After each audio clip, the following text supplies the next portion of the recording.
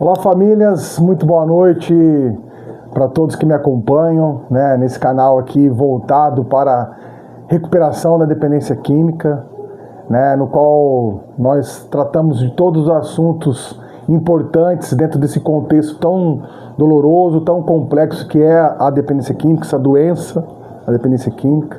As famílias que me acompanham, eu sou Júnior Buranello, sou psicoterapeuta, tenho pós-graduação em saúde mental, com ênfase na dependência química, né? E mais uma vez, mais uma quarta-feira aqui especial, né, para que nós possamos trabalhar de assuntos importantes voltados para esse universo tão complexo, como eu disse no início, né, que é o desenvolvimento de um ambiente saudável de recuperação. Pessoal, eu gostaria de agradecer o carinho de todos vocês, o pessoal que me acompanha, né, em todas as redes sociais. Cada dia mais, né, esse canal aqui vem crescendo, né, no TikTok ali, que a gente já está com um número legal de seguidores, né, que estamos, se eu não me engano, 18.900 seguidores.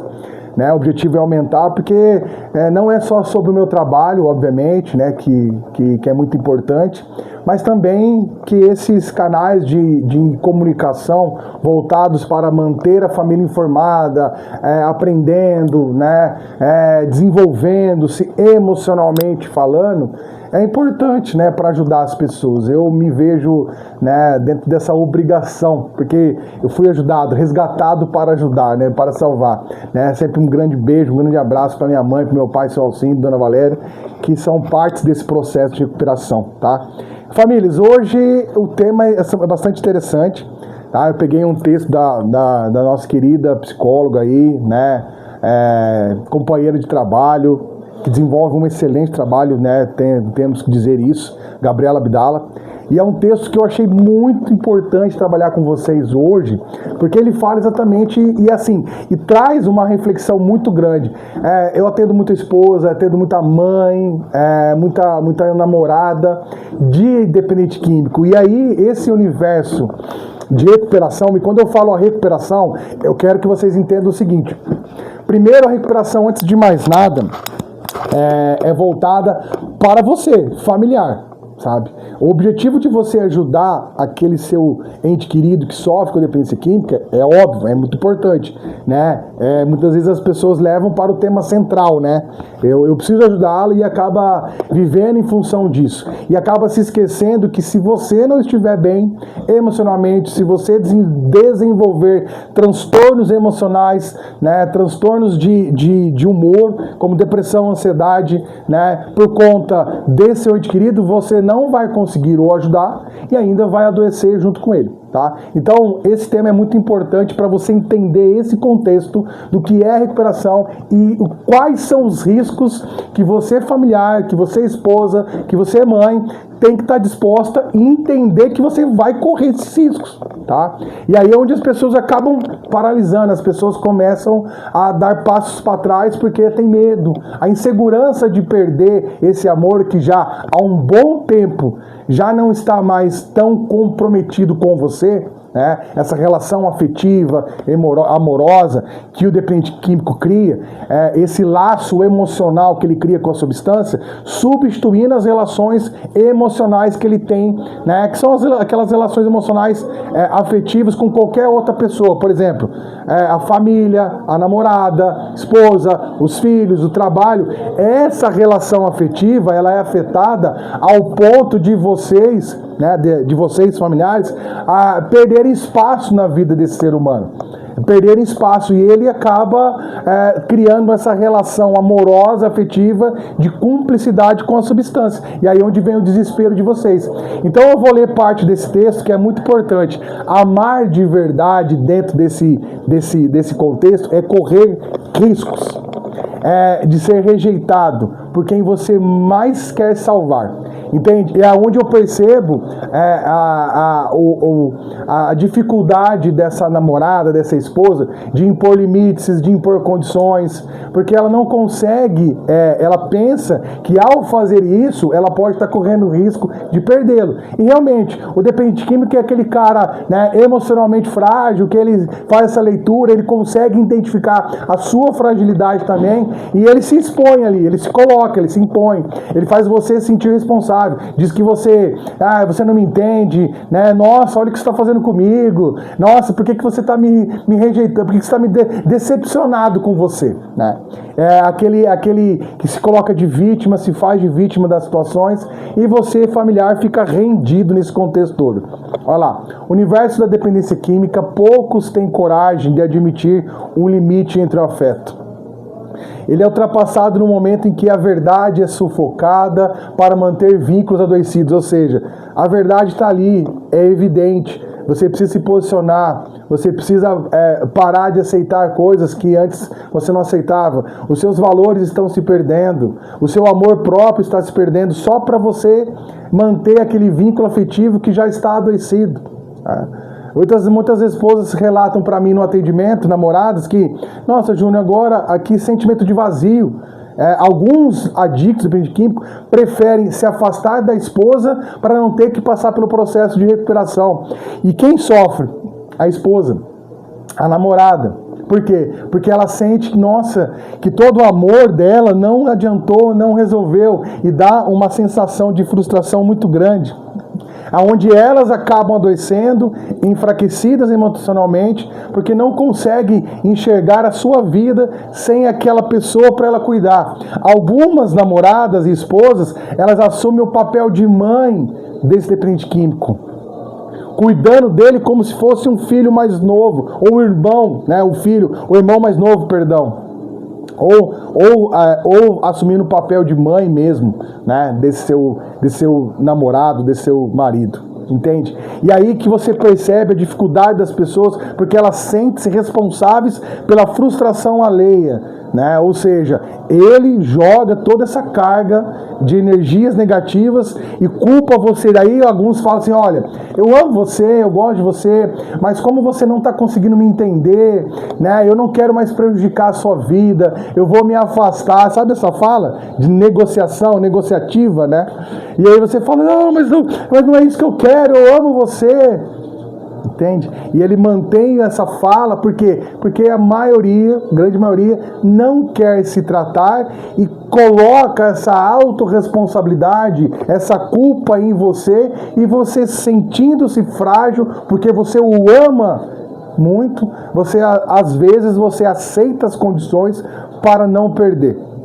Na verdade, você já perdeu, você tem perdido, nos diz.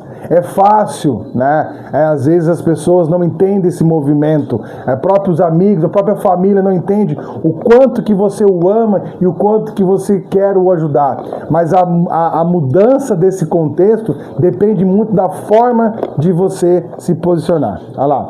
Às vezes custa o amor de quem mais queremos proteger. É verdade. Né? Essa pessoa, ela sabe, e aí eu até falo isso em atendimentos, que quão difícil é, né? Você ter que se afastar, em alguns casos abandonar, amando essa pessoa. Não é um posicionamento fácil, né? Mas é um posicionamento necessário para você demonstrar firmeza com o objetivo. Você o ama, então você tem que confrontá-lo. O amor, o verdadeiro amor, a maior prova de lealdade é o amor que confronta, é o amor que impõe limites, é um amor que impõe condições. Não aceito mais esse tipo de comportamento. A verdade não se molda afetos, né? O afeto não pode ser moldado, ele tem que ser vivido, experimentado. O compromisso exige coragem para decepcionar. Aí vem uma pergunta aqui do terapeuta para vocês. O quanto está a sua coragem dentro desse movimento? Você sente-se pronta? Eu até falo muito em atendimentos também, que se você não sentir-se pronta para se posicionar, calma, espere o momento certo, ouça os seus sentimentos, faça uma leitura prévia das suas emoções para você não, né, você toma uma posição e depois se arrepende. E aí você tem dificuldades de entender que aquele comportamento era extremamente importante para que a mudança daquele seu ente querido acontecesse. E se não acontecer, essa culpa não é sua, né? Então vamos lá. A verdade incomoda, ela é reta, né? Ela impõe condições. Para o dependente químico, muitas das vezes ele se ancora na fragilidade emocional do codependente, e aí você tem medo de perder, né? E aí alimenta o ciclo que mantém o outro doente. Romper essa engrenagem exige que alguém se erga, ainda que sozinho, e diga: eu não vou mais adoecer, para que você se sinta amado. Ou seja, o dependente químico, por conta dessa fragilidade emocional que ele apresenta, lá no seu sistema límbico, as emoções são distorcidas, porque a substância altera a condição emocional desse dependente químico.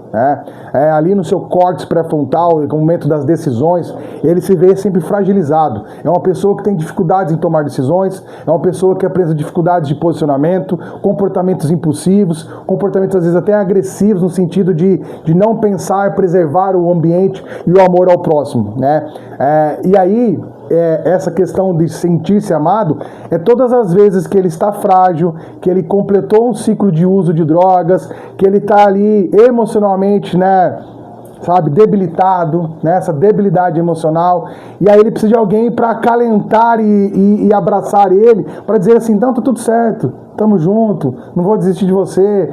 E aí ele se sente emocionalmente, né, abraçado, cuidaram das suas emoções, né, cuidaram das suas feridas, aqueles dias de uso no qual ele gastou todo o salário dele, aí você voltou, ele voltou para casa, você alimentou ele, deu um banho quente, tudo isso deixou ele emocionalmente, né, com aquela sensação de resolvi por momento as minhas dores.